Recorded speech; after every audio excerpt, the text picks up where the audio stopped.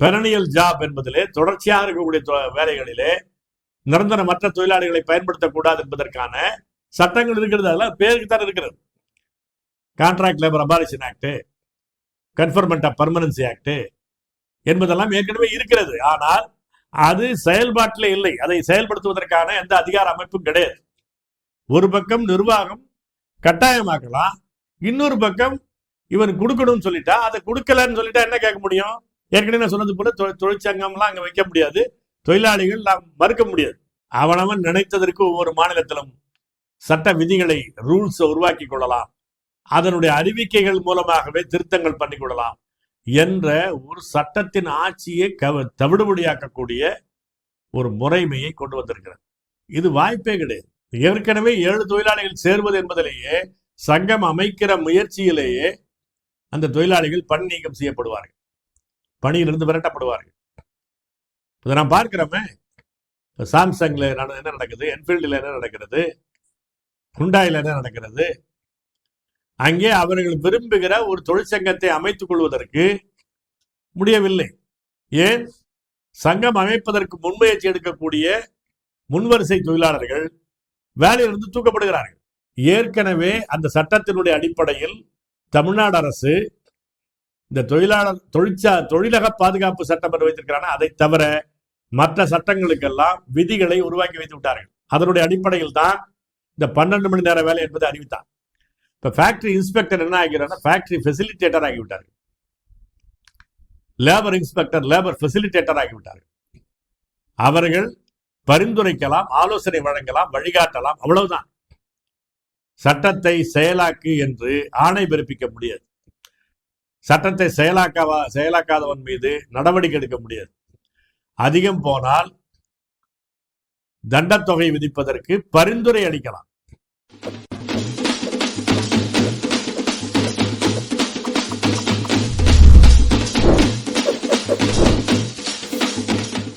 வணக்கம். மோடி அரசு தொழிலாளர்களுக்கு நலன் பயக்கக்கூடிய எந்த சட்டங்களும் இல்லாத ஒரு காட்டாட்சியை தொழில் உறவில் ஏற்படுத்தி இருக்கிறது. சிறிய தொழிற்சாலையாக இருந்தாலும் சரி, பெரிய தொழிற்சாலைகளாக இருந்தாலும் சரி, சுரங்கங்களாக இருந்தாலும் சரி, பீடி தொழிலாளர்கள், நெசவு தொழிலாளர்கள், கட்டட தொழிலாளர்கள் என்று யாராக இருந்தாலும் கிட்டத்தட்ட அவர்கள் யாருக்கும் சட்டத்தின் பாதுகாப்பு கிடையாது என்ற நிலையை உருவாக்கியிருக்கிறது. பல்வேறு தொழிலாளர் நல சட்டங்கள் 4 தொகுப்புக்குள்ளாக அடக்கப்பட்டு சட்டக்கோவை லீகல் கோடு என்ற பெயரால் மாற்றப்பட்டிருக்கின்றன. இது வெறும் பெயர் மாற்றமோ தனித்தனியாக இருக்கிற சட்டங்களை எல்லாம் ஒருங்கிணைக்கிற தொகுக்கிற முயற்சியோ கிடையாது. உண்மையில் அந்த சட்டங்களின் பயன்கள் தொழிலாளர்களுக்கு, உழைப்பாளர்களுக்கு கிடைக்காமல் மறுக்க வேண்டும் என்ற நோக்கத்தில் உருவாக்கப்பட்ட சட்டங்கள் தான். குறிப்பாக தொழிலாளர் தொடர்பான 44 சட்டங்களில் கிட்டத்தட்ட 29 சட்டங்களை தொகுத்து 4 சட்ட கோவைகளாக கொண்டு வந்திருக்கிறார்கள். கடந்த 2019, 2020 ஆகிய 2 ஆண்டுகளில் இந்த சட்ட கோவைகள் உருவாக்கப்பட்டன. ஒன்று, ஏற்கனவே இருக்கிற பேமெண்ட் ஆஃப் வேஜஸ் ஆக்ட், ஊதியம் வழங்கல் சட்டம், அதுபோல மினிமம் வேஜஸ் ஆக்ட், குறைந்தபட்ச ஊதிய சட்டம், மெட்டர்னிட்டி பெனிஃபிட் ஆக்ட், பேறுகால பயன்கள் சட்டம், இப்படியான பல சட்டங்களை, இஎஸ்ஐ சட்டம், இதையெல்லாம் ஒருங்கிணைத்து சம்பள சட்டக்கோவை என்பதாக உருவாக்கினார்கள். அதே போல தொழிலாளர் சட்டம், தொழிற்தாவா சட்டம், நிலையாணை சட்டம், இந்த பீடி தொழிலாளர்கள் நிதிய சட்டம், கட்டட தொழிலாளர்கள் தீர்வை சட்டம், இப்படியான சட்டங்களை தொகுத்து தொழிலுறவு சட்டம் என்ற பெயரால் தொகுத்தார்கள். தொழிலாளர்களுடைய வருங்கால வைப்பு நிதி பிஎஃப், அது தொடர்பான பிஎஃப் சட்டம், கிராஜுவேட் என்று இருக்கிற பணிக்கொடை சட்டம், இஎஸ்ஐ சட்டம், இந்த மாதிரியான பல சட்டங்களை தொகுத்து தொழிலாளர் நல பாதுகாப்பு சட்டக்கோவை என்பதாக மாற்றினார்கள். சுரங்கங்கள், பெரிய அந்த மின் உற்பத்தி நிலையங்களில் இருக்கக்கூடிய பாய்லர்ஸ், இது தொடர்பான பாதுகாப்பு சட்டங்கள், பாய்லர்ஸ் ஆக்ட், மைன்ஸ் ஆக்ட், இது போன்ற சட்டங்களை எல்லாம் தொகுத்து தொழிலக பாதுகாப்பு சட்டம் என்று மாற்றி வைத்திருக்கிறார்கள். இப்படி 4 சட்ட தொகுப்பின் கீழே 2019, 2020 ஆகிய ஆண்டுகளில் நாடாளுமன்றத்தில் சட்டக்கோவைகள் உருவாக்கப்பட்டன. இந்த சட்டங்கள் உருவாக்கப்பட்ட போது இருந்த நிலைமைகளை நாம் கருத்திலே கொள்ள வேண்டும். அதை பற்றி நாம் ஏற்கனவே பல முறை பேசியிருக்கிறோம். கொரோனா காலத்தில் எல்லாம் முடக்கப்பட்டிருந்த காலத்தில், ஒருவரை சந்தித்துக் கொள்வதே பெரிய சிக்கலாக இருந்த காலத்தில், அந்த அசாதாரணமான சூழ்நிலையை பயன்படுத்தி கொண்டு இந்த சட்டம் உருவாக்கப்பட்டது. இன்னொரு பக்கம், அந்த சட்டம் உருவாக்கப்படுகிற அந்த விவாதம் நடக்கிற நாளில் ஏற்கனவே ஏதோ ஒரு பிரச்சனையில் முக்கியமான எதிர்க்கட்சி நாடாளுமன்ற உறுப்பினர்கள் நீண்ட காலமாக கிட்டத்தட்ட ஒரு கூட்டத்தொடர் முழுவதும் சஸ்பெண்ட் செய்யப்பட்டிருந்த நிலையில் எதிர்க்கட்சியை சேர்ந்தவர்கள் வெளிநடப்பு செய்து யாருமே இல்லாத சூழலில், எதிர்க்கட்சியை சேர்ந்த யாருமே இல்லாத சூழலில் அவசரமாக இந்த சட்ட தொகுப்புகள் சட்டமாக்கப்பட்டன. இது சட்டம் என்று சொல்லாமல் சட்டக்கோவை, கோடு ஏன் என்று சொல்லுகிறார்கள்? லா ஆக்ட் என்று சொல்வதற்கு பதிலாக இதை ஏன் கோடு என்று சொல்லுகிறார்கள், சட்டக்கோவை என்று சொல்லுகிறார்கள் என்று சொன்னால், இதில் உருவாக்கப்படுகிற விதிகள், இந்த விதிகளை இந்திய அரசும் உருவாக்குகிறது, மாநில அரசும் உருவாக்கலாம். ஏனென்றால் இது இந்திய அரசுக்கும் மாநில அரசுக்குமான பொதுப்பட்டியலில் கன்கரண்ட் லிஸ்டில் இருக்கக்கூடிய லேபர் என்பது. எனவே இந்திய அரசு இந்த சட்டங்களுக்கான செயல்படுத்துவதற்கான விதிமுறைகள், ரூல்ஸ் உருவாக்கி விட்டார்கள். மாநில அரசுகள், பெரும்பாலான அரசுகள் உருவாக்கி வைத்திருக்கிறார்கள். தமிழ்நாடு அரசு பல சட்டங்களுக்கு உருவாக்கி வைத்திருக்கிறது. ஒன்று, இந்த தொழிலக பாதுகாப்பு சட்டத்திற்கு மட்டும் விதிமுறைகளை உருவாக்கவில்லை. மேற்கு வங்காளம், கேரளம் ஆகிய மாநிலங்கள் அதற்கான விதிமுறைகளை உருவாக்காமல் தடுத்து வைத்திருக்கிறார்கள். இந்த விதிமுறைகள், இந்த சட்டங்கள், இதிலே ஒரு திருத்தம் வர வேண்டும் என்று சொன்னால், ஏற்கனவே இருந்த நிலைமை என்ன, ஆக்ட் அல்லது லா என்பதிலே சட்டத்திலே சட்டம் என்ற வாசகத்தின் கீழே இருந்தால் அதில் திருத்தம், அமெண்ட்மெண்ட், ரிப்பீலிங், நீக்குவது என்பது எது வந்தாலும் நாடாளுமன்றத்தில் முன்வைத்து விவாதித்து பெரும்பான்மை அடிப்படையில் நிறைவேற்றப்பட வேண்டும். ஆனால் ரூல்ஸ் என்பதற்குள்ளே எல்லாவற்றையும் சேர்த்து கோடு என்பதாக அதற்கு புதிய பெயர் கொடுத்த பிறகு, கோடு, கோவை, சட்ட தொகுப்பு என்று வந்ததற்கு பிறகு நாடாளுமன்றத்தில் இதுமேல் இது பற்றி விவாதிக்க வேண்டிய அவசியம் கிடையாது. இன்னும் சொல்ல போனால், அந்தந்த மாநிலங்களிலே விதிமுறைகளில் திருத்தங்கள் செய்துவிட்டால் போதும். இந்தியா முழுவதும் மற்றவற்றிலெல்லாம் ஒரே இந்தியா, ஒரே சட்டம் என்று பேசுகிற பாஜக ஆட்சி, மோடி ஆட்சி, இதிலே மட்டும் அவனவன் நினைத்ததற்கு ஒவ்வொரு மாநிலத்திலும் சட்ட விதிகளை, ரூல்ஸ் உருவாக்கி கொள்ளலாம், அதனுடைய அறிவிக்கைகள் மூலமாகவே திருத்தங்கள் பண்ணிக்கொள்ளலாம் என்ற ஒரு சட்டத்தின் ஆட்சியை தவிடுபடியாக்கக்கூடிய ஒரு முறைமையை கொண்டு வந்திருக்கிறது. ஒரு சட்டத்தின் ஆட்சியே கிடையாது. ஒட்டுமொத்தமாக தொழிலாளர் தொடர்பான நலச்சட்டங்கள் எதுவுமே செயல்பட முடியாது என்ற நிலைமையை உண்டாக்கி இருக்கிறார். இன்னொரு புறம், இதில் வைத்திருக்கிற சட்டங்களை நீங்கள் கூர்ந்து பார்த்தால், ஊதியம் என்பதற்கு தேர்ந்தெடுப்பது போல மாற்றங்களை சொல்லுகிறார்கள். பெரிய தொழில் நிறுவனங்கள் அடிப்படை ஊதியம், பஞ்சப்படி என்பதை பற்றி அவைக்கு தான் பிஎஃப் என்பது பிடிப்பார்கள். அதை வைத்துதான் போனஸ் கணக்கிடுவார்கள். அதிலே குறைவாக வைத்துக்கொண்டு மற்ற பயன்களிலே அதிகமான கொடுப்பது என்று வைத்திருக்கிறார்கள். இதை சரி செய்வதற்கு குறைந்தபட்சம் ஊதியம் என்று வருவதில் 50% என்பது வேஜ், ஊதியம், அதற்கு PF பிடிக்க வேண்டும், கிராஜுவிட்டிக்கு அது கணக்கில் கொண்டு வர வேண்டும் என்று கொண்டு வந்திருக்கிறோம் என்று பெருமை பேசுகிறார்கள். ஆனால் உண்மை என்ன? சம்பளம் என்ற வரையறுப்பே, வேஜ் என்ற வரையறுப்பே ஏற்கனவே இருந்த ஒரு தொளதொளப்பான நிலைமையை இன்னும் ஒன்றுமில்லாமல் ஆக்கியிருக்கிறார்கள். எதை சம்பளம் என்று சொல்வது, எதை படி என்று சொல்வது, எதை ஊக்கத்தொகை என்று சொல்வது என்ற தெளிவில்லாமல் ஒவ்வொரு பேராவிலும் ஒன்றொன்று வைத்திருக்கிறார். இது தெரிஞ்சுதான் வைத்திருக்கிறார். அதே போல ஒரு மிக அடிப்படையானதில் இருக்கிற பிரச்சனையே இந்த சட்ட தொகுப்புகளிலே நிரந்தர பணி என்பதே இருக்காது. இப்ப ஏற்கனவே இருக்கிற நிலைமை என்ன? 1990க்கு பிறகு இந்த உலகமயம் செயலுக்கு வந்ததற்கு பிறகு உற்பத்தியை வெளி உற்பத்தி, ஒப்பந்த உற்பத்தி, contract production, out source production என்று உருவாக்கி கொள்ளலாம் என்ற நிலை தொழில்நுட்ப வளர்ச்சியின் மூலமாக வந்ததனுடைய விளைவாக அதை பயன்படுத்தி கொண்டு பல்வேறு தொழிலகங்கள்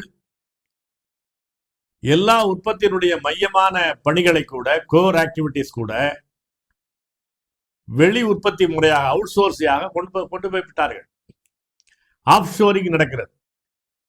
இங்கே இருக்கக்கூடிய ஒரு தொழிலகத்திற்கு கூலி குறைவாக இருக்கக்கூடிய இன்னொரு நாட்டிலே கூட உதிரி உறுப்புகளை உற்பத்தி செய்யக்கூடிய முறைகளை கொண்டு வந்திருக்கிறார்கள்.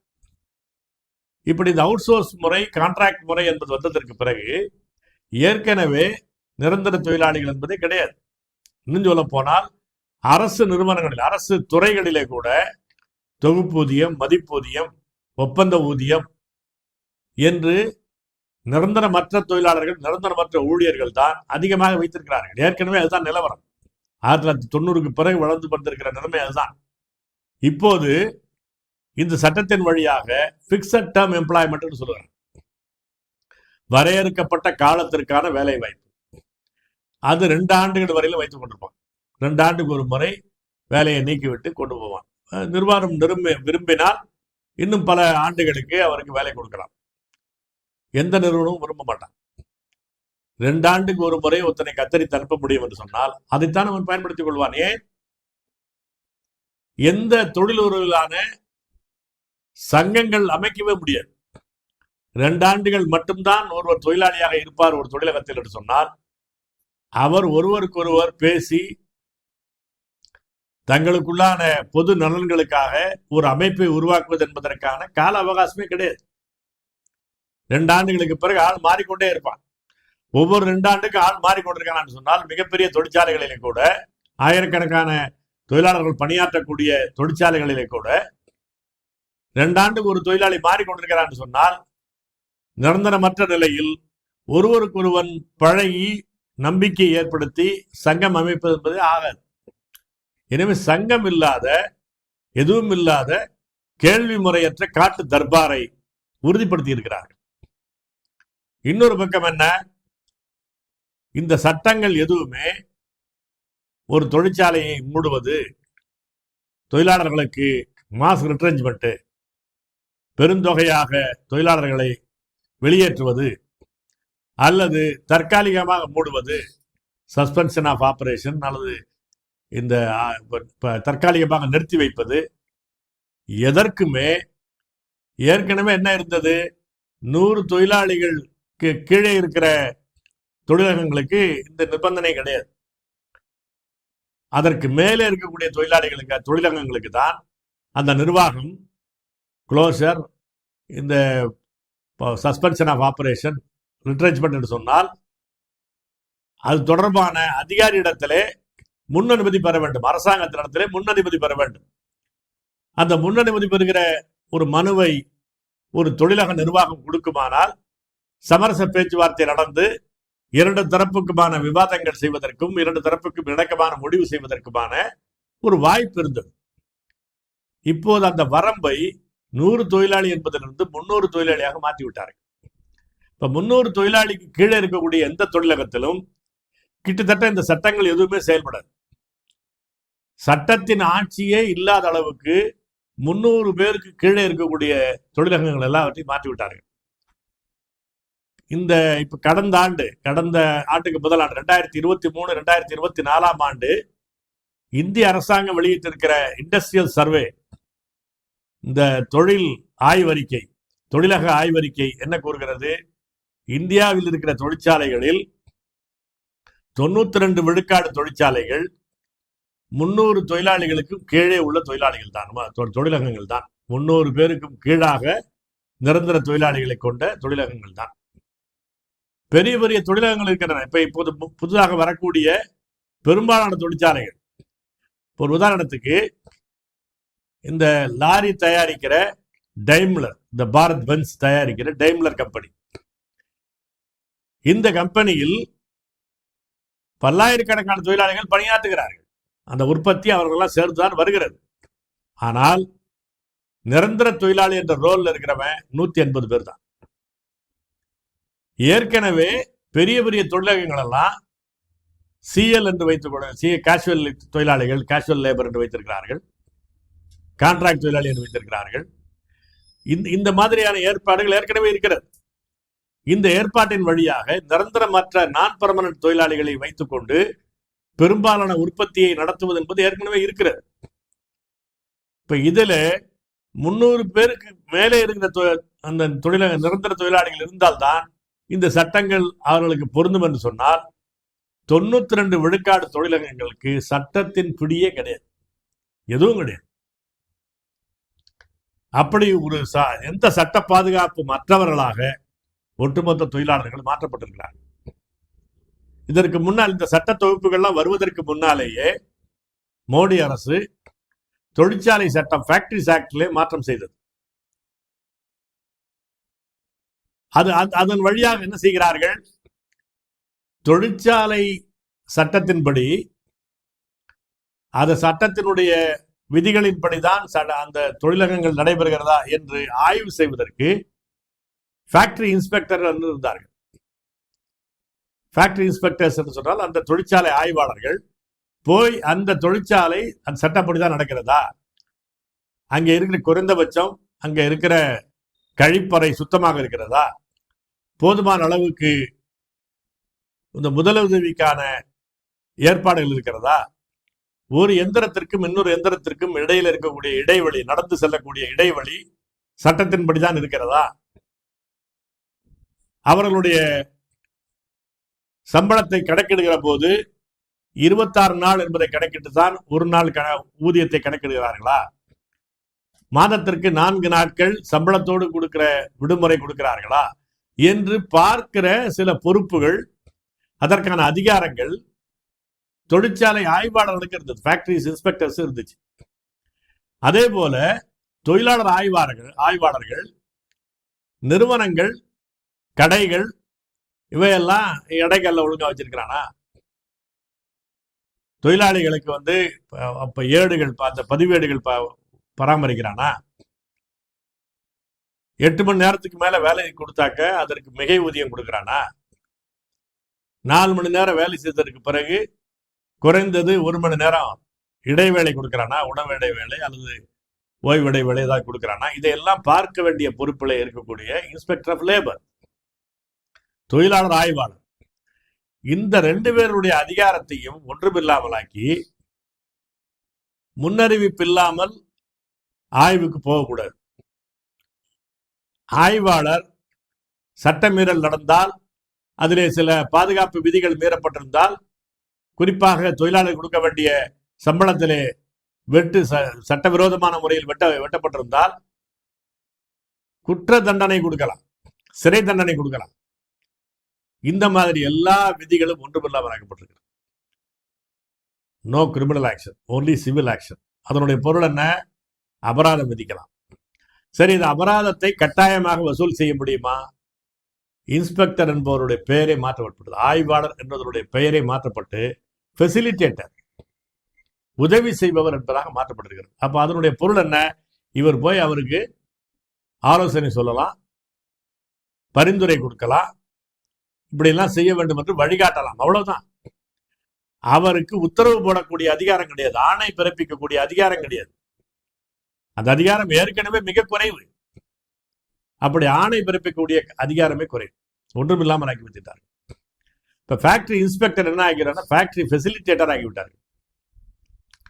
லேபர் இன்ஸ்பெக்டர் லேபர் ஃபெசிலிட்டேட்டர் ஆகிவிட்டார்கள். அவர்கள் பரிந்துரைக்கலாம், ஆலோசனை வழங்கலாம், வழிகாட்டலாம், அவ்வளவுதான். சட்டத்தை செயலாக்கு என்று ஆணை பிறப்பிக்க முடியாது. சட்டத்தை செயலாக்காதவன் மீது நடவடிக்கை எடுக்க முடியாது. அதிகம் போனால் தண்டத்தொகை விதிப்பதற்கு பரிந்துரை அளிக்கலாம். இவருடைய எல்லா முடிவுகளும் ட்ரிபுனல் என்று இருக்கக்கூடிய விசாரணை ஆயத்திற்கு போய்விடும். ட்ரிபுனல் விசாரித்தான் செய்ய வேண்டும். மொத்தத்தில் என்ன ஆகிவிட்டது, இன்னும் கொஞ்ச காலத்திலே சமரச தொழிலாளர் அதிகாரி என்ற அலுவலகமே காலியாகிவிடும். இதில் conciliation officer, labour officer, deputy labour commissioner, assistant commissioner of labour, labour commissioner என்று கன்சிலியேஷனுக்கு வைத்திருக்கான அந்த சமரச பேச்சுவார்த்தைக்கு அதற்கு வேலையே கிடையாது. இந்த சட்டத்தினுடைய நோக்கமே என்ன அறிவிக்கிறான், அவாய்ட் கன்சிலேஷன், ஃபோர்ஸ் ஆர்பிட்ரேஷன், பேச்சுவார்த்தையை நீக்கு, நீதிமன்றத்திற்கு விரட்டு என்பதுதான் அதனுடைய நோக்கமாக இருக்கிறது. பேச்சுவார்த்தை நடத்தி முடிவெடுக்கவில்லை என்றால் ஆட்டோமேட்டிக்கா தானாகவே இது கோர்ட்டுக்கு போய்விடும்.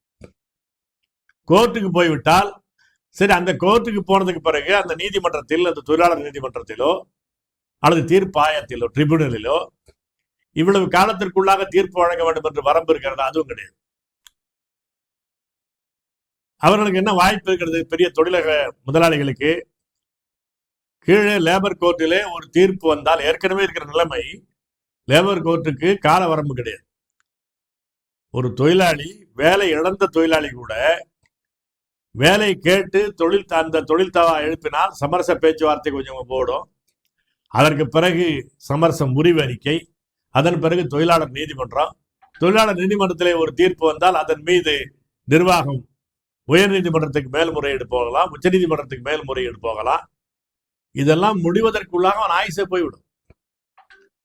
இந்த சமரச பேச்சுவார்த்தை என்பதிலாவது இடையிலே ஏதாவது ஒரு முடிவுக்கு கொண்டு வந்து, ஏதோ ஒரு வகையில முடிவுக்கு கொண்டு வந்து போவதற்கான வாய்ப்பு இருந்தது. இப்போ சமரச பேச்சுவார்த்தை என்பதற்கு ஒன்றுமில்லாமலாக்கி ஆட்டோமேட்டிக்கா தானாகவே வந்து அந்த தீர்ப்பாயத்திற்கோ நீதிமன்றத்திற்கோ கொண்டு போய்விட வேண்டும் சொல்லுகிறார். அதனுடைய பொருள் என்ன, ஒரு பக்கம் இதே சட்ட தொகுப்பு என்ன சொல்லுகிறது, தொழிற்சங்கம் அமைத்துக் கொள்வதையே ஒன்றுமில்லாமல் ஆக்குகிறது. ஒரு தொழிற்சாலைக்குள்ளே தொழிலாளர்கள் 7 பேர் சேர்ந்தால் ஒரு தொழிற்சங்கத்தை பதிவு செய்து கொள்ளலாம் என்பது இன்றைக்கு இருக்கிறது. அது எப்படி மாற்றப்பட்டிருக்கிறது, 100 தொழிலாளர்கள் அல்லது அந்த தொழிலகத்தில் இருக்கக்கூடிய மொத்த தொழிலாளிகளில் 10 விழுக்காட்டு தொழிலாளர்கள் இவர்கள் சேர்ந்து விண்ணப்பித்தால்தான் ஒரு புதிய தொழிற்சங்கத்தையே பதிவு செய்து கொள்ள முடியும். இது வாய்ப்பே கிடையாது. ஏற்கனவே 7 தொழிலாளிகள் சேர்வது என்பதிலேயே, சங்கம் அமைக்கிற முயற்சியிலேயே அந்த தொழிலாளிகள் பணி நீக்கம் செய்யப்படுவார்கள், பணியிலிருந்து விரட்டப்படுவார்கள். இதை நான் பார்க்கிறோமே, சாம்சங்ல என்ன நடக்குது, என்ஃபீல்டில் என்ன நடக்கிறது, ஹுண்டாயில என்ன நடக்கிறது. அங்கே அவர்கள் விரும்புகிற ஒரு தொழிற்சங்கத்தை அமைத்துக் கொள்வதற்கு முடியவில்லை. ஏன், சங்கம் அமைப்பதற்கு முன்முயற்சி எடுக்கக்கூடிய முன்வரிசை தொழிலாளர்கள் வேலையிலிருந்து தூக்கப்படுகிறார்கள், வேலையிலிருந்து விரட்டப்படுகிறார்கள். எனவே இந்த அச்சுறுத்தல் இருப்பதனாலே ஏற்கனவே இந்த 7 பேர் சேர்வது என்பதிலேயே ஏகப்பட்ட சிக்கல்கள் இருக்கிறது. இதில் 100 பேர் அல்லது 10% தொழிலாளிகள் என்று வைத்துவிட்டால் சங்கம் சேர்வது என்பதே இல்லாமல் ஆகிவிடும். ஏற்கனவே இருக்கிற நிலைமை என்ன, உற்பத்தி நடவடிக்கைகளில் மிக பெரும்பாலான நடவடிக்கைகள் நிரந்தரமற்ற தொழிலாளர்கள் வழியாக, அவுட் சோர்ஸ் வழியாக, கான்ட்ராக்ட் வழியாக நடத்தப்படுகிறது. அது தவிர மோடி அரசாங்கம் அப்ரண்டிஸ் ஆக்ட் என்பதிலேயே திருத்தம் கொண்டு வந்துவிட்டு தனியாக இந்த அப்ரண்டிஸ் ஆக்ட் என்பதிலே இந்த பழகுனர் சட்டம், தொழில் பழகுனர் சட்டத்திலே வந்திருக்கிற திருத்தங்கள் வழியாக என்ன ஆயிருக்கிறது சொன்னால், இந்த சைல்டு லேபர், இந்த குழந்தை தொழிலாளிகள் என்பதை தொழிலாளி என்ற வரையறுப்பில் வந்தால் தானே பிரச்சனை. ட்ரெயினிங்கிற பேர்ல கொண்டு வந்துடலாம், அப்ரண்டிஸ் என்ற பெயராலே கொண்டு வந்துடலாம். இதற்கான ஏற்பாடு இந்த அப்ரண்டிஸ் ஆக்ட்ல, தொழில் பழகுனர் சட்டத்திலே கொண்டு வந்திருக்கிறார்கள். ஏற்கனவே கொண்டு வந்து விட்டார்கள். மோடி அரசு தனியாக கொண்டு வந்துருக்கு, இதே 2019. இப்ப அதன் வழியாக எல்லாரையும், சின்ன பசங்களை, ஸ்கூல் பசங்களை கூட அப்ரண்டிஸ் என்ற பெயராலே 10வது வகுப்புக்கு கீழே படிக்கிற குழந்தை தொழிலாளிகள் லெவலில் இருக்கக்கூடியவர்கள் எல்லாம் தொழிலாளிகளாக கோர் ஆக்டிவிட்டியில, அதனுடைய முக்கியமான உற்பத்தி துறையில கூட ஈடுபடுத்துகிறார்கள். அப்படி உற்பத்தி என்பதையே நிரந்தர தொழிலாளிகள் அல்லாத பல்வேறு வடிவங்களிலான உழைப்பு சுரண்டலின் வழியாக அந்த வடிவத்திலான தொழிலாளிகளை, நிரந்தரமற்ற தொழிலாளிகளை பெரும்பகுதியை வைத்துக் கொண்டிருக்கிறார்கள். இப்ப இவர்கள் யாரையுமே சங்கத்திலே சேர்க்க முடியாது, சங்கமாக்கவே முடியாது. ஒப்பந்த தொழிலாளர்களை சங்கமாக்குவது என்பது மிகப்பெரிய பணி. ஒரு சில இடங்கள் தான் நடந்து கொண்டிருக்கிறது. தமிழ்நாட்டை எடுத்துக்கொண்டால் ஒரு சில இடத்துல தான் நடந்து கொண்டிருக்கிறது. மிக பெரும்பாலான இடங்களில், ஏனென்றால் அந்த கான்ட்ராக்ட் தொழிலாளிகள், அவுட் சோர்ஸ் தொழிலாளிகள் என்பவர்கள், அவர்களுடைய வேலை நிலைமையே நிரந்தரமற்ற வேலை. அவர்கள் சங்கம் சேருகிறார்கள் சொன்னாலே, அதற்கான முயற்சி நடக்கிறது சொன்னாலே, நாளைக்கு நீ வர வேண்டாம், சும்மா வாய்மொழி உத்தரவா கொடுத்தா போதும், பெரிய வேலை நீக்கம்லாம் ஒன்றும் கிடையாது, நீ வேண்டாம்ப்பா போதும்னு சொன்னா முடிஞ்சு போச்சு. அதற்கு காரணங்கள்லாம் சொல்ல வேண்டிய அவசியம் கிடையாது. இயல்பாகவே அந்த மாதிரி தொழிலாளிகளை எப்படி வைத்திருப்பார்கள், எந்த சட்ட சலுகைகளுக்கான கால வரம்புக்குள்ள அவர்களை வந்து விடாமல், இப்ப 180 நாளுக்குள்ள வந்தா பிஎஃப் பிடிக்கணும் என்பதெல்லாம் இருக்குல்ல, இதெல்லாம் வராமல் பார்த்துக் கொள்வார்கள். ஏற்கனவே இருப்பது அதுதான். அவன் ரோல்ல இருந்துகிட்டே இருப்பான், 150ஆம் நாள் தூக்கிடுவான், திரும்ப 10 நாள் கழிச்சு திரும்ப கொண்டு வருவான். இது தொழிலாளிகள் மட்டுமல்ல, பேராசிரியர்களே இப்படித்தான் வைத்துக் கொண்டிருக்கிறார், அரசாங்கமே இப்படித்தான் வைத்துக் கொண்டிருக்கிறது.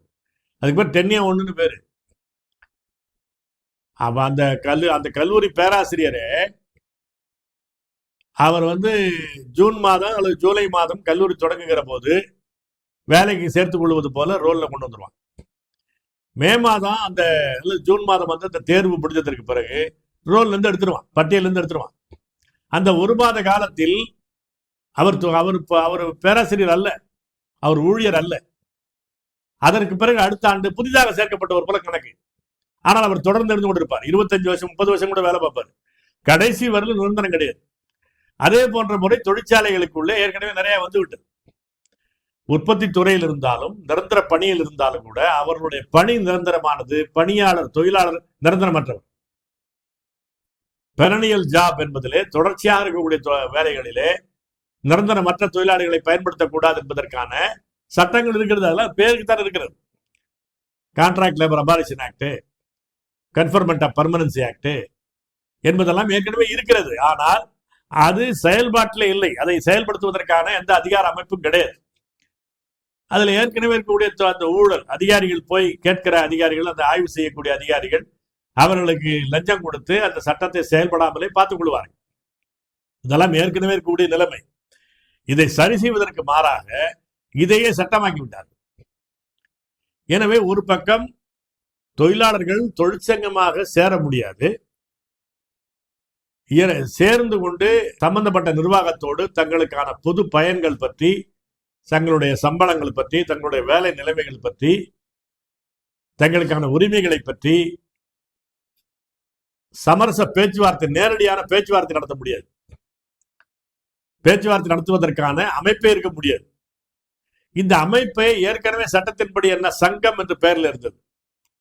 இப்ப என்ன சொல்லிட்டானா இதுக்கு பேர், இந்த சட்டத்துல நெகோசியேட்டிங் ஏஜென்ட், பேச்சுவார்த்தைக்கான முகவர்.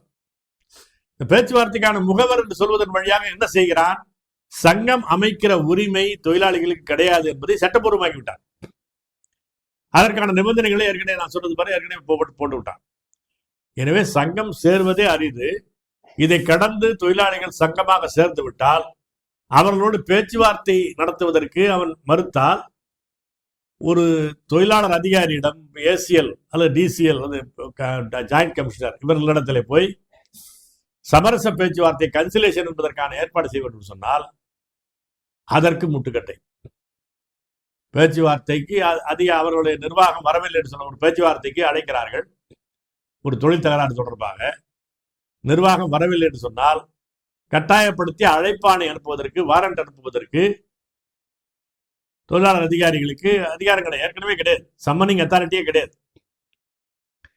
இப்போது என்ன செய்து விட்டார், அதை இன்னும் கோளாறாக்கி பேச்சுவார்த்தை அதில் ஒரு முடிவு வரவில்லை என்று சொன்னால் ஆட்டோமேட்டிக்கா ட்ரிபியூனலுக்கு கொண்டு போகும், தீர்ப்பாயத்துக்கு கொண்டு போகும், லேபர் கோர்ட்டுக்கு அனுப்பிடு. இப்போ ஒரு பக்கம் இருதரப்பு பேச்சுவார்த்தைக்கான ஏற்பாடையே குலைச்சிட்டான். அரசாங்கம் தலையிட்டு முத்தரப்பு பேச்சுவார்த்தை நடத்துவது என்பதற்கான ஏற்பாட்டை க்ளோஸ் பண்ணிட்டான். இப்ப என்ன ஆகும், சம்பந்தப்பட்டவர்கள் அதிகம் போனால் தொழிலாளர் நீதிமன்றத்துக்கு போகலாம். தொழிலாளர் நீதிமன்றத்திலே கால வரம்பு கிடையாது. தொழிலாளர் நீதிமன்றத்தோடு அந்த பிரச்சனை முடிய போவதும் கிடையாது. உச்ச நீதிமன்றம் எல்லாம் அவருக்கு வாய்ப்பு இருக்கிறது சொல்லுகிற போது எந்த நியாயமும் தொழிலாளர்களுக்கு கிடைப்பதற்கான வாய்ப்பே கிடையாது. ஒரு சட்டமற்ற நிலையைத்தான், ஜனநாயகமற்ற நிலையைத்தான் தொழில் நிறுவனங்களுக்குள்ளே கொண்டு வருகிறார். இன்னொரு பக்கம் என்ன, சம வேலைக்கு சம ஊதியம், ஆணுக்கு பெண்ணுக்குமான சம ஊதியம் என்ற நிலைமையை நாங்கள் செயல்படுத்த போகிறோம், இதில் அதற்கான வாய்ப்பு இருக்கிறது சொல்லுகிறார்கள். ஆனால் இன்னொரு பக்கத்தில் என்ன, எல்லாவற்றையுமே சட்ட நிபந்தனை என்பதற்கு பதிலாக வெறும் நலத்திட்டங்கள் போல் ஆகிவிட்டார். இப்ப குறிப்பாக கட்டட தொழிலாளர்கள், பீடி தொழிலாளர்கள், நெசவு தொழிலாளர்கள் போன்றவர்களுக்கெல்லாம் இந்த செஸ் என்பது இருந்தது. அவர்களுக்கான படங்கள் கொடுப்பதற்கான கட்டாயமான நிதி ஏற்பாடு இருந்துச்சு. அதே போல ஏற்கனவே இருக்கிற அந்த பிஎஃப்ல இருந்து பென்ஷன் என்பது இருக்கிறது. அதே போல இப்போ என்ன வந்திருக்கிறது சொன்னால், பல தொழிலாளர்கள் இப்போ கிக் ஒர்க்கர்ஸ் சொல்வார்கள். இப்போ நமக்கு சொமாட்டோ, சுசுகி இதெல்லாம் சொல்றாங்களே, இவர்களெல்லாம் அந்த மாதிரி தொழிலாளிகள், அவர்கள் தொழிலாளி அந்த கணக்கிலேயே வரவில்லை. அவர்களுக்கு சில நல ஏற்பாடுகள் இந்த சட்ட தொகுப்பில் இருக்கிறது என்பது போல பெருசாக அதுதான் மோடியிலிருந்து எல்லாரும் சொல்லிக் கொண்டிருக்கிறார்கள். உண்மை என்ன, அவர்களுக்கும் அந்த நிறுவனத்திற்கும் இடையிலே தொழில் உறவு, தொழிலாளர் நிர்வாகம் என்று இருக்கிற உறவு, எம்ப்ளாயர் எம்ப்ளாயி ரிலேஷன்ஷிப், அதெல்லாம் ஒண்ணும் கிடையாது. பதிலாக என்ன செய்கிறான்னு சொன்னால், இவர்களை பெயரை பதிவு செய்து கொள்ள வேண்டும், இவர்களுக்கு என்ன ஊதியம் வழங்கப்படுகிறது என்பதற்கான பதிவேடு இருக்க வேண்டும், இவர்கள் பெயராலே சம்பந்தப்பட்ட நிர்வாகம் 2 விழுக்காடு வரையிலும் நல நிதியில் போட வேண்டும். ப்ராவிடன்ட் ஃபண்ட் கிடையாது, வருங்கால வைப்பு நிதி கிடையாது, பிஎஃப் கிடையாது, இஎஸ்ஐ கிடையாது, கிராஜுவிட்டி கிடையாது. அதற்கு பதிலாக அவர்களுக்கான நலநிதி, இந்த நலநிதி, வருங்கால வைப்பு நிதி, பிஎஃப் நிதி, இது எல்லாவற்றையுமே இந்த செஸ், பீடி தொழிலாளிகளுக்கான, கட்டட தொழிலாளிகளுக்கான செஸ், இது எல்லாவற்றையுமே அதற்கென்று ஏற்கனவே அதிகாரம் உள்ள அமைப்புகள் இருக்கிறது. பிஎஃப் அத்தாரிட்டி, பிஎஃப் கமிஷனர் என்பது இருக்கிறது. அது மாதிரி இந்த வாரியங்கள் இருக்கிறது, முறைசாராத தொழிலாளர்கள் வாரியம். இது எல்லாவற்றையும் தூக்கிவிட்டு இது எல்லாவற்றையுமே இந்திய அரசனுடைய நிதித்துறையின் கீழே தனியாக இதுக்கு ஒரு அமைப்பு ஏற்படுத்தப்படும். அந்த அமைப்பின் வழியாக, அந்த அமைப்பில் அதை எப்படி பெருக்குவது, எப்படி அதை சம்பந்தப்பட்ட தொழிலாளிகளுக்கு பயனாக அளிப்பது என்பதை செயல்படுத்துவதற்கு தனியார் நிறுவனங்கள் ஈடுபடுத்தப்படும். அதனுடைய பொருள் என்ன, சுற்றி வளைத்து அவர்கள் சொல்லக்கூடிய விஷயம் என்னென்றால், ஏற்கனவே இருக்கிற சிக்கலே அதுதான். 37 லட்சம் கோடி ரூபாய் தொழிலாளிகளுடைய வருங்கால வைப்பு நிதியில் இருக்கிறது, பிஎஃப் ஃபண்டில் இருக்கிறது 37 லட்சம் கோடி ரூபாய். இந்த தொகை எல்லாவற்றையுமே இந்த சட்டத்தின்படி என்ன செய்ய போகிறான், தனியாக ஒரு ஏற்பாடு வைத்து அதை தனியார் வசம் ஒப்படைக்க போகிறான். அந்த தனியார் நிதியம், அந்த ஃபண்ட் இருக்கிறது, அந்த ஃபண்ட் ட்ரஸ்ட், அவர்கள் என்ன செய்வார்கள், அதை பெருக்குவது என்று சொன்னால் ஷேர் மார்க்கெட்ல விடுவான், பங்கு சந்தையில் விடுவான். பங்கு சந்தையில் தன்னுடைய பணம் போனதற்கு பிறகு அந்த சம்பந்தப்பட்ட தொழிலாளிகள், அவருடைய பணம், அவருடைய விருப்பத்தை கேட்காமலேயே, அவருடைய ஒப்புதல் இல்லாமலேயே அவருடைய தொகையை ஷேர் மார்க்கெட்ல போட்டான்னு சொன்னா, அதுல வரக்கூடிய லாபம் வந்தா சரி கூடுதலா கொடுக்குறேன்னு சொல்லலாம், அதுக்கு உத்தரவாதம் கிடையாது, ஏன்னா தனியார்ட்ட போயிடுச்சு.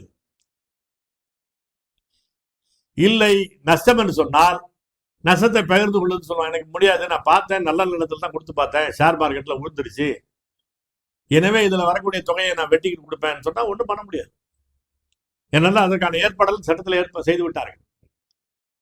அப்படியானால் பணியாற்றக்கூடிய தொழிலாளர்களுக்கான ஊதிய உத்தரவாதம் கிடையாது. இந்த குறைந்தபட்ச ஊதியம்னு ஒவ்வொரு ஆண்டும் ஏப்ரல் மாதத்தில் அறிவிப்பார்கள். அதற்கான சட்டம் தான் குறைந்தபட்ச ஊதிய சட்டம். இந்த சட்டத்திலேயே என்ன புதுசா ஒன்று கொண்டு வந்துட்டான்னா, மினிமம் வேஜஸ் அல்லாமல் குறைந்தபட்ச ஊதியம் என்பதற்கு கீழே ஃப்ளோர் லெவல் வேஜஸ்ங்கிறான், தரைமட்ட ஊதியம்னு ஒன்று கொண்டு வரான்.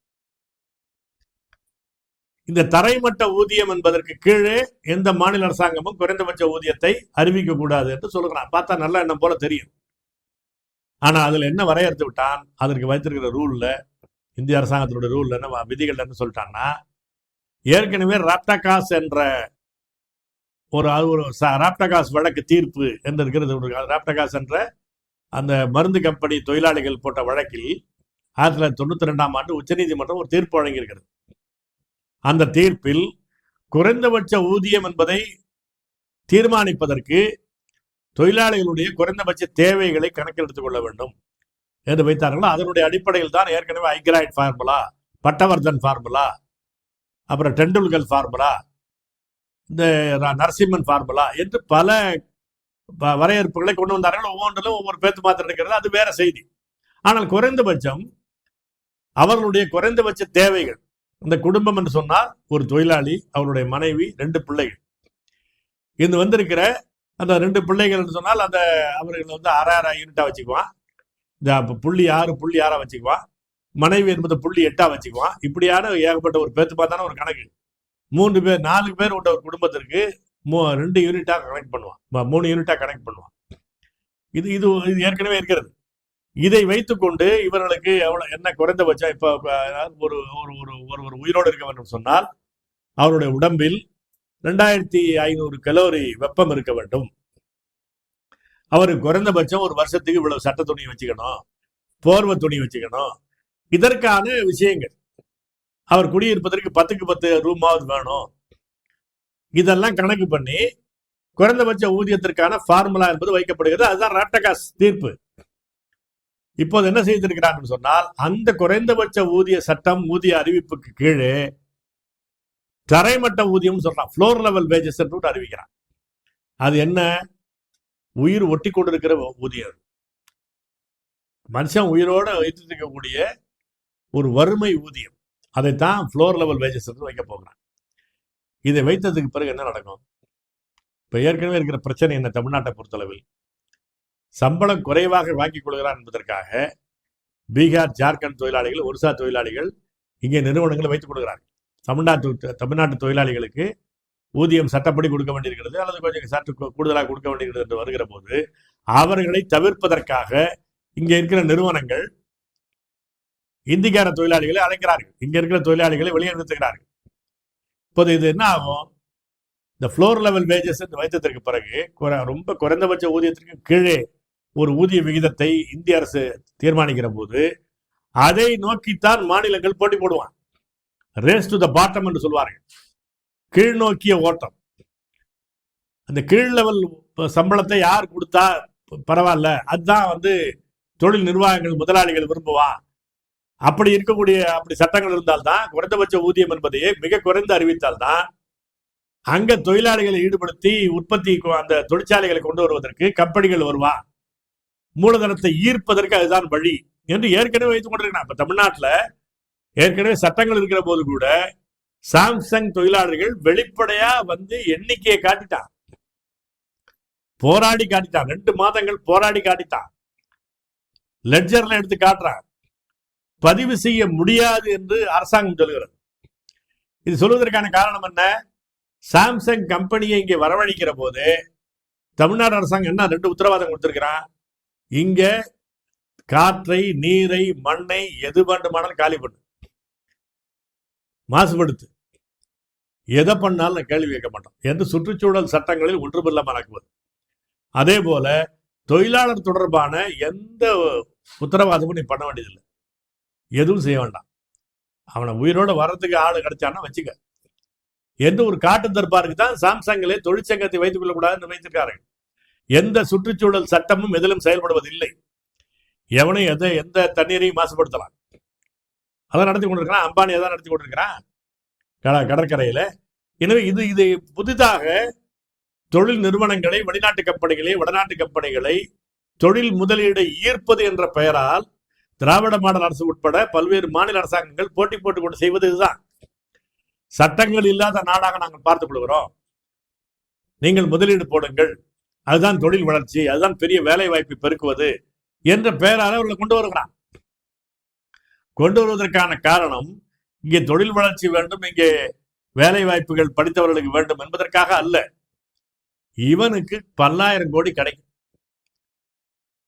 அந்த வெட்டு, அந்த லஞ்சம் என்பதெல்லாம் தாண்டி அவனுக்கு ஒரு கம்பெனியே லஞ்சமா கொடுக்குறான், ஒரு துணையான ஒரு கம்பெனியே லஞ்சமா கொடுக்குறான். அதெல்லாம் மொரிஷியஸ்ல, துபாயில, வேறு நாடுகள்ல, பனாமாவில் பார்த்து வச்சுக்கிறாங்க. அது ஏற்கனவே அப்படி இருக்கிறது. இப்போது இந்த சட்டங்கள் என்ன இருக்கிறதுன்னு சொன்னால், ஃப்ளோர் லெவல் வேஜஸ் என்று ஆக்கின பிறகு குறைந்தபட்ச ஊதியத்திற்கு கீழான சம்பளத்தை கொடுக்கிற போது ஒவ்வொரு மாநில அரசாங்கமும் அதை நோக்கி போட்டி போடுவாங்க. அப்படி அறிவிக்கிற மிக குறைவான சம்பளமும் கூட அந்த தொழிலாளிகளுக்கு கிடைக்கிறதா என்பதை உத்தரவாதம் செய்வதற்கான சட்ட ஏற்பாடு இல்லை. ஏற்கனவே இருந்ததை காலி பண்ணிட்டான். ஏற்கனவே சொல்லிட்டேன், இன்ஸ்பெக்டர் என்பவர் ஃபெசிலிட்டேட்டர் ஆகிட்டான், ஆய்வாளர் என்பவரை ஏற்பாட்டாளர் ஆகிட்டான். இப்ப இது எதுவுமே இல்லை. இது இந்த மாதிரியான நிலைமைகள் தான் இருக்கிறது. ஆனால் இருக்க சிக்கல் என்ன? இந்த சட்டத்தை எப்போது தொடங்கினான்? 1999 காங்கிரஸ் ஆட்சி இருக்கிற போதே தொடங்கிட்டான். இதற்கான வரைவுகள், இதற்கென்னு ஒரு கமிட்டியை போட்டான், நேஷனல் கமிஷன் ஆஃப் லேபர் என்பதற்கான ஒரு கூட்டத்தை போட்டு அதிலேயே காங்கிரஸ் ஆட்சி அறிவித்து விட்டது. அதனுடைய அந்த அறிவிப்பினுடைய அடுத்தடுத்த நகர்வுகள் தான் 2019, 2020 வந்து 2017 கொண்டு வந்தார்கள். பிறகு 2019, 2020 ஆக்கியிருக்கிறார்கள். அந்த கொரோனா நேரத்தில் அந்த வாய்ப்பை பயன்படுத்தி கொண்டு மோடி ஆட்சி சட்டமாக்கி விட்டது. இதன் கீழாகத்தான் ஏற்கனவே அந்த சட்டத்தினுடைய அடிப்படையில் தமிழ்நாடு அரசு இந்த தொழிலக பாதுகாப்பு சட்டம் என்று வைத்திருக்கிறான, அதை தவிர மற்ற சட்டங்களுக்கெல்லாம் விதிகளை உருவாக்கி வைத்து விட்டார்கள். அதனுடைய அடிப்படையில் தான் இந்த 12 மணி நேர வேலை என்பதை அறிவித்தார். இப்ப என்ன வைத்திருக்கிறான்? 8 மணி நேர வேலை என்பது அடிப்படையானது, நார்மல், இயல்பானது. 12 மணி நேர வேலை என்பது வரையில் கொண்டு போகலாம். எப்படி என்று சொன்னால், அந்த 4 மணி நேர வேலையை கட்டாயம் செய்ய வேண்டும் என்று வற்புறுத்தலாம். அதே நேரத்தில் அந்த 4 மணி நேர வேலையை கட்டாயமாக்கிய பிறகு வருபவனுக்கு, அந்த வேலைக்கு வருபவனுக்கு இரட்டை ஊதியம் தரலாம், டபுள் வேஜஸ் தரலாம். இது எவ்வளவு பெரிய பாசாங்க! கட்டாயத்தின் அடிப்படையிலே வேலைக்கு வரக்கூடிய தொழிலாளி 2 சம்பளம் கூட கேட்பதற்கான வாய்ப்பு உண்டா? அதற்கான அதிகாரம் இருக்கிறதா? 8 மணி நேர வேலை என்பது ஒரு வாரத்திற்கு 6 நாள் வேலை. அந்த 48 மணி நேரம் தான் வேலை தான் வாங்க வேண்டும். இதெல்லாம் ஒரு பக்கம் வைத்திருக்கிறாங்க. இன்னொரு பக்கம் அந்த தொழில் உற்பத்திக்கு 12 மணி நேரம் வேலை வரலும் வேணும் எது ஒரு தொழிற்சாலை நிர்வாகம் கொடுத்தா அறிவிச்சான்னா மறுபேச்சு பேசாமல் தொழிலாளி வந்தாகணும். வரவில்லை என்று சொன்னால் கீழ்ப்படியாமை, உற்பத்தியை முடக்குவது என்று குற்றஞ்சாட்டி அவரை வேலையிலிருந்து நீக்கலாம். ஃபோர்ஸ்டு லேபர், கட்டாய உழைப்பு என்பதை அறிவித்துவிட்டு அப்படி வரக்கூடியவனுக்கு அந்த 4 மணி நேரத்துக்கு மிகை நேரத்திற்கு மிகை ஊதியம், ஓவர் டைம் வேஜஸ் கொடுக்கணும்னு சொன்னா எப்படி நடத்துவான்? ஒரு பக்கம் நிர்வாகம் கட்டாயமாக்கலாம், இன்னொரு பக்கம் இவன் கொடுக்கணும்னு சொல்லிட்டா, அதை கொடுக்கலன்னு சொல்லிட்டா என்ன கேட்க முடியும்? ஏற்கனவே நான் சொன்னது போல தொழிற்சங்கம்லாம் அங்க வைக்க முடியாது, தொழிலாளிகள் மறுக்க முடியாது. இப்ப இந்த 2 ஊதியம் கொடுக்கலன்னா, ஓவர் டைம் வேஜஸ் கொடுக்கலன்னா நான் ஓவர் டைம் செய்ய மாட்டேன் என்று அவன் சொல்ல முடியாது. சொல்ல முடியாது என்பது சட்டத்தில் வச்சிருக்கிறேன். பதிலா என்ன சொல்ல வரான்? 4 நாள் வேலை செஞ்சுட்டு 3 நாள் லீவ் விடு. இது எப்படி? இது நான் 2 நாள் சாப்பாடை ஒரு நாளே ஒரே வேலையில் சாப்பிட முடியுமா? அதுதானே ஔவையார் பாட்டு. 2 நாள் சேர்த்து வச்சு சாப்பிடுனாலும் சாப்பிட முடியல, 2 நாள் சாப்பிடாம இருந்ததுனாலும் சாப்பிடாம இருக்க முடியல என்பது தானே ஔவையார் வைத்த பார்த்து பாடுறாங்க. அதுதானே நம்முடைய உடல்நிலை. நீங்க தொடர்ந்து 12 மணி நேரம் 4 நாள் வேலை பார்த்துரு, அப்புறம் 2 நாள் எக்ஸ்ட்ராவா லீவ் எடுத்துக்க, 3 நாள் வாரத்துல 3 நாள் லீவ் எடுத்துக்க. அப்படி அவன் வரணும்னு சொன்னா கட்டாயமா வந்தாகணும். வருகிறவனுக்கு அந்த எக்ஸ்ட்ரா வேஜஸ், அந்த ஓவர் டைம் வேஜஸ் கொடுக்கணும். இது என்ன வேலை? இது நீங்கள் கட்டாய உழைப்பை சட்டமாக்கி விட்டு அவன் கொடுக்கவில்லை என்றால் நான் மறுப்பதற்கான எனக்கு அதிகாரமே கிடையாது. தொழிலாளிக்கு இரட்டை ஊதியம் தரலன்னா வேலைக்கு வர முடியாதுப்பா, அந்த மிகை நேரத்துக்கு வர முடியாது, ஓவர் டைம் வேலை பார்க்க முடியாது என்று சொல்வதற்கு அவனுக்கு அதிகாரம் கிடையாது. அப்படி அது தண்டனைக்குரிய குற்றமாக்கி வச்சிருக்கிறீங்க. அப்புறம் எப்படி செய்ய முடியும்? அப்ப 12 மணி நேர வேலை என்பதை இயல்பாக்குவது ஏற்கனவே அப்படி நடந்து விட்டது. 10 மணி நேர வேலை என்பதெல்லாம் சகஜமா நடந்துகிட்டு இருக்கும்.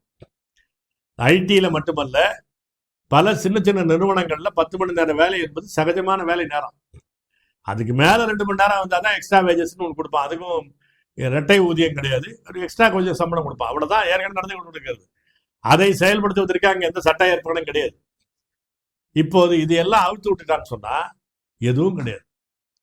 அப்போது ஒரு கொத்தடிமை முறைக்குள்ளேயே ஜனநாயகத்தின் பெயரால், நாகரிகத்தின் பெயரால், முன்னேற்றத்தின் பெயரால், வளர்ச்சியின் பெயரால் ஒரு கொத்தடிமை முறையை எல்லா தொழிற்சாலைகளிலும் கொண்டு வரப்போகிறார்கள். அதுதான் இந்த மோடி அரசு கொண்டு வந்திருக்கிற தொழிலாளர் சட்ட தொகுப்புகளுடைய அடிப்படையான வேலை.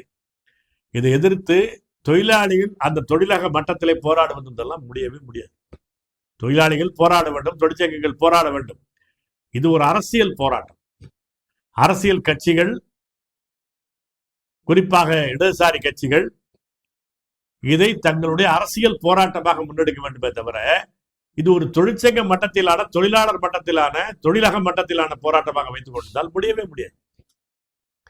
ஏற்கனவே போராடுவதற்கான வாய்ப்பாக அந்த உற்பத்தி முறையும் கிடையாது, சட்ட பாதுகாப்பும் கிடையாது என்ற நிலையில் தான் தொழிற்சங்க நடவடிக்கைகளே சுருக்கி கொண்டிருக்கிறது.